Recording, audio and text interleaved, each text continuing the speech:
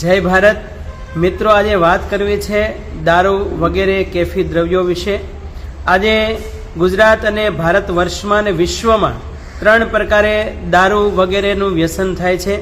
એક તો ટેન્શન કહેતા દુઃખ દૂર કરવા માટે, બીજું દેખાડો કરવા, જે ખરેખર મોટો ખાડો છે, એટલે દેખાદેખીને ખાતર પણ માણસો દારૂ પીવે છે, અને ત્રીજું કારણ છે માત્ર મોજને ખાતર દારૂ પીવે છે। પણ મિત્રો યાદ રાખજો કે દારૂ પીવાથી કોઈ ફાયદો નથી થતો, ક્ષણિક ફાયદો જરૂર હશે, તો એમાં કેટલા નુકસાન થાય છે એ પણ મનીષીઓએ ગણાવ્યા છે। એક તો પારિવારિક નુકસાન થાય છે, પરિવારના સંબંધો બગડે છે। બીજું કે શારીરિક નુકસાન પણ થાય છે અને માનસિક નુકસાન પણ થાય છે। અને જે છેલ્લું કારણ છે, મને એમ લાગે છે કે ધર્મ જગતમાં જે દારૂ વગેરે વ્યસનોનો નિષેધ કરવામાં આવ્યો છે, એનું એક જ કારણ છે કે માણસ પોતાની અવેરનેસ અને પરમ તત્વની અવેરનેસ એ બેને ભૂલી જાય, ન ભૂલે એટલા માટે દારૂ ન પીવો જોઈએ એવી વાતો કરવામાં આવી છે।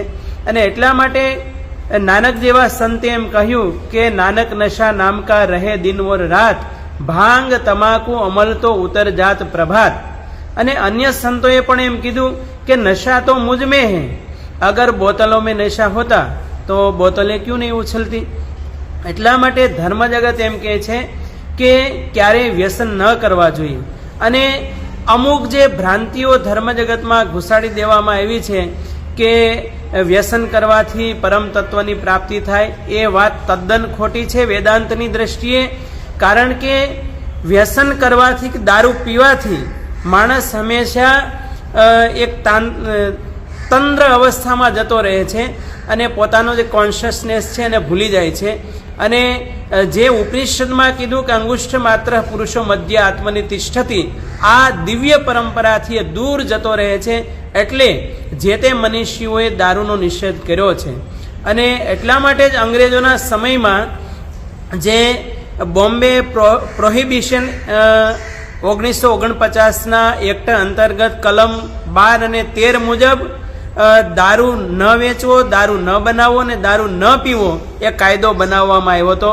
અને હું તો ધન્યવાદ આપું કે બોમ્બે સ્ટેટમાંથી ગુજરાત સ્ટેટ જ્યારે અલગ થયું ત્યારના જીવરાજ મહેતા સહિત એ સમયના મિનિસ્ટરો, ધારાસભ્યોને ધન્યવાદ છે કે આ કાયદાને યથાવત રાખ્યો અને આપણા ગુજરાતના યુવાધનને બચાવી લીધું। તો મિત્રો, આજે ગુજરાતની 1600 કિલોમીટર દરિયાઈ સીમા અને ગુજરાત પાકિસ્તાન, ગુજરાત રાજસ્થાન, ગુજરાત મહારાષ્ટ્ર, ગુજરાત મધ્યપ્રદેશ એ ભૂમિગત સરહદ સહિત લગભગ 41 કિલોમીટરની સરહદ છે। એમાં જે મુખ્ય બંદરો છે ને, ભૂમિગત સરહદ છે, જે કચ્છ પાકિસ્તાનની બોર્ડર હોય કે પાલનપુરની બોર્ડર હોય કે અન્ય રાજ્યોની જે બોર્ડરો છે, ત્યાં હંમેશા સુરક્ષા કવચ મજબૂત થવું જોઈએ। મને એમ લાગે છે કાં તો સુરક્ષા કવચ ઢીલું છે અને કાં તો મિલીભગત છે। અને એટલા માટે સરકારશ્રીને મારી કરબદ્ધ વિનંતી છે કે આપણા ગુજરાતમાં 3.5 કરોડ યુવાધન છે, એનું સ્વાસ્થ્ય ન બગડે, એના પરિવારમાં સમસ્યાઓ ન વધે। એટલા માટે સરકારશ્રીને વિનંતી છે કે સુરક્ષા કવચ મજબૂત કરે। અને જે NGO આ વ્યસન બાબતમાં અવેરનેસના આંદોલનો ચલાવી રહ્યા છે, એમાં જનતાએ સપોર્ટ કરવો જોઈએ। મિત્રો, એક દુઃખની વાત છે કે છેલ્લા 2 વર્ષમાં વિદેશી દારૂ લગભગ 215 કરોડથી પણ વધારે આ ગુજરાતમાં ઘૂસ્યો છે, અને 16 કરોડ કરતાં પણ વધારે બિયર ગુજરાતમાં ઘૂસ્યો છે, અને 4 કરોડથી પણ વધારે દેશી દારૂ ગુજરાતમાં બન્યો છે। અને હમણાં જે છેલ્લે ટ્રકો બગોદરાથી વગેરે પકડાયા, એ પણ કરોડોની સંખ્યામાં પકડાયા છે। અને આજે 4000 કરતાં પણ વધારે દારૂ બનાવનારા બુટલેગરો સહિતની ધરપકડ બાકી છે, ઓન રેકોર્ડ છે।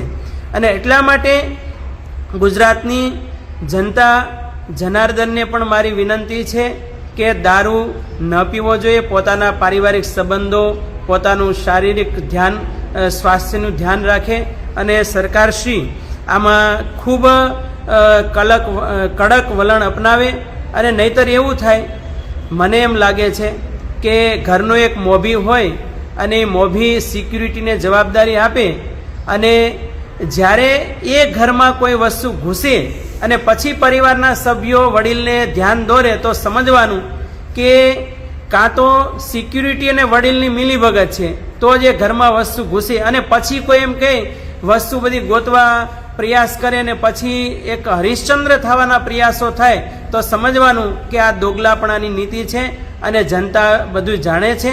એટલા માટે જો તમારે ગુજરાતના 3.5 કરોડ યુવા ધનને બચાવવું છે તો હંમેશા કડક વલણ અપનાવવું પડશે, અને આ બાબતમાં કોઈ પણ રાજનીતિ કર્યા સિવાય સ્વાર્થથી પર ઉઠી અને ગુજરાતની જનતાના હિતમાં નિર્ણય લેવાય એવી આશા સાથે જય ભારત.